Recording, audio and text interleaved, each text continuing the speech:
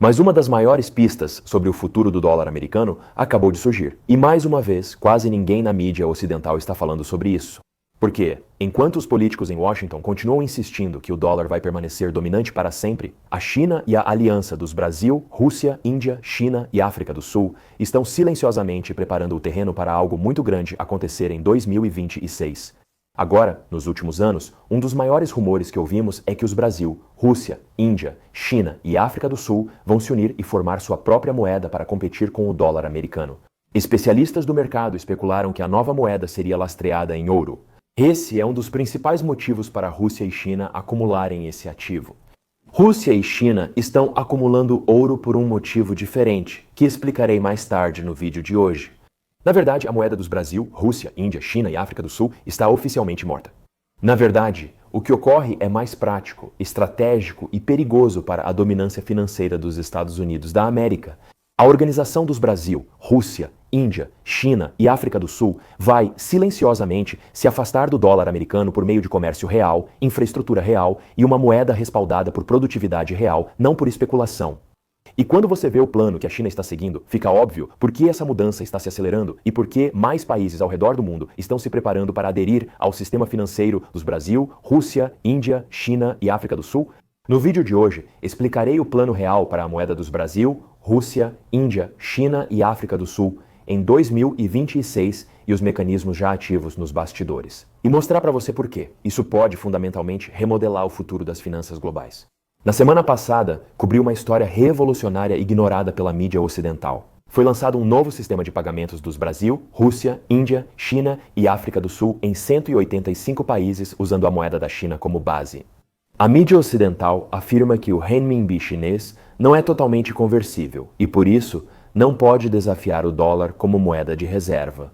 A China confia totalmente em sua moeda, pois, diferente do dólar, ela é garantida pela produtividade.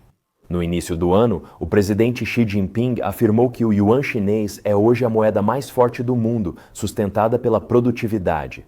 E quando olhamos para os fatos simples, é difícil contestar esse ponto do presidente da China. Nos últimos 50 anos, o dólar americano viu seu poder de compra diminuir significativamente. E não esqueçamos o vício do governo dos Estados Unidos da América em imprimir dólares em excesso. Este artigo foi publicado na Covid e ainda me assombra. 80% dos dólares americanos em circulação foram impressos nos últimos 22 meses, subindo de 4 para 20 trilhões entre janeiro de 2020 e outubro de 2021. Se não era um alerta antes, certamente é em 2026. Enquanto a dívida do governo dos Estados Unidos da América continua a disparar, agora ultrapassando 38 trilhões de dólares, apesar das promessas de Donald Trump de reduzir a dívida nacional. Sejamos francos, os Estados Unidos da América nunca vão diminuir a dívida nacional e continuará imprimindo mais dólares sempre que a economia dos Estados Unidos da América precisar. Essa é a principal diferença entre como Washington e Pequim veem o dinheiro nos Estados Unidos. A força do dólar vem principalmente do seu papel nas finanças globais, Wall Street, mercados do tesouro, especulação em ações e especulação em criptomoedas. O sistema financeiro cresceu além da economia real, mas a China enxerga o mundo de forma diferente.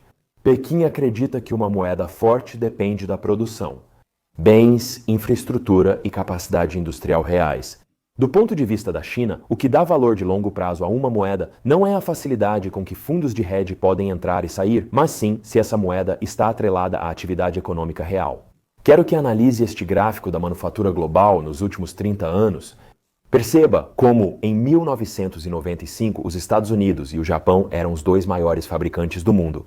Atualmente, a China lidera a manufatura global, com quase 30% da produção mundial. Atualmente, a China fabrica mais produtos industriais que Estados Unidos da América, Europa e Japão juntos, dominando cadeias globais de veículos elétricos, baterias, painéis solares, aço, navios, portos e trens de alta velocidade.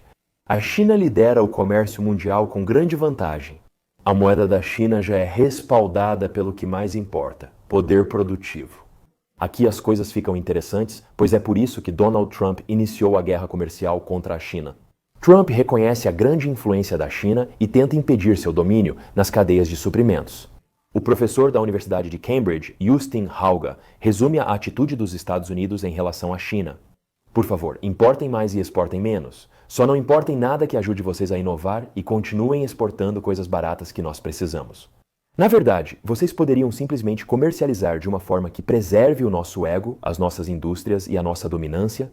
Esse tweet vai direto ao ponto e mostra o quanto a economia dos Estados Unidos ainda depende da China.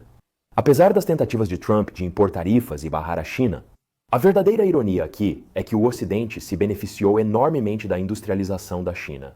Consumidores nos Estados Unidos da América compram produtos mais baratos, aumentando seu padrão de vida, enquanto grandes corporações americanas ganham ao integrar produtores chineses às suas cadeias de suprimentos. O mesmo ocorre no sul global, onde países do Sudeste Asiático usam mais cadeias de suprimentos centradas na China. Na África, a China investe mais em infraestrutura essencial que os países ocidentais. Por isso, em toda a África, as opiniões favoráveis à China superam as negativas em 3-1. Em muitos países do sul global, a China agora é vista como um parceiro mais confiável e cooperativo do que os Estados Unidos.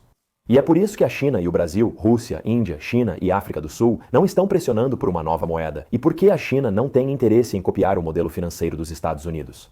Isso também explica por que o renminbi ganha força silenciosamente nos países em desenvolvimento. Para reforçar, vou dar um exemplo real que mostra como o modelo Brasil, Rússia, Índia, China e África do Sul 2026 já está em andamento. No ano passado, o Quênia tomou uma decisão histórica que a mídia ocidental mal mencionou. O governo queniano conseguiu converter com sucesso bilhões de dólares de sua dívida ferroviária de dólares americanos para renminbi chinês. Por anos, o Quênia vinha lutando com o peso de empréstimos em dólares.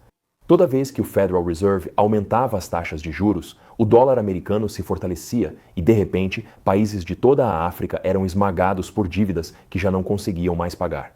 Com o dólar americano, o juro do empréstimo do Quênia era de 637%. Após converter para yuan chinês, o Quênia paga a dívida com taxa fixa de 3%.